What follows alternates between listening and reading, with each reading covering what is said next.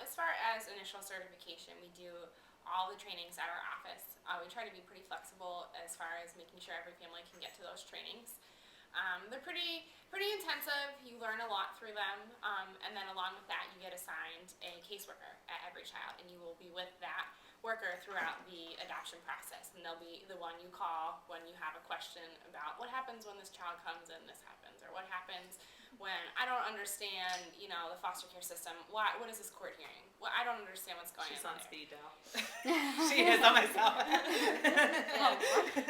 we're there for those reasons. For that, it's a scary process. It's something that you're kind of jumping into, and you don't know initially what to expect. So to have somebody that you can call when you're like, I saw this child and they have this diagnosis, and I don't really know what that means. Is that something that we should be interested in? Should we look into that?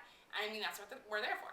And we're there to kind of know as much about the family as possible. So that way, when we find those children and we hear about those children, we can go snag them and say, this is good. This is what our family needs. I have a perfect family for this child, and to really be an advocate for our family.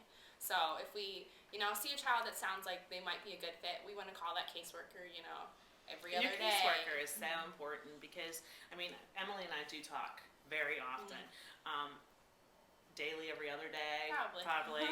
And so it's really nice to have a caseworker that is, one, available and always calls me back. And I think it's really important that you have a good caseworker, which we do, and that they're there for you for all those questions that you have, because as you are going through this process, you are very anxious. It's just like giving birth to a child, or you're waiting. And you're so excited, and you need that person to go, okay, what does this mean? Or, answer those questions and just be there. Emily comes and visits still. Even when we did our profile, we were together more often, because this is a person you've shared everything with. All that personal information we gave went to Emily, and she wrote all that. So she knows us better than anyone else at every child.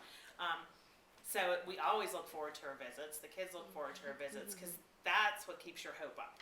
Like, that contact keeps your hope going. So, and it's good too to be able to meet with mom and dad and the kids too, because the matching process is not just matching with mom and dad, it's matching with the family.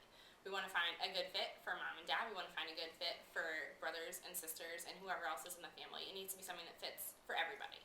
So that's something too that we kind of work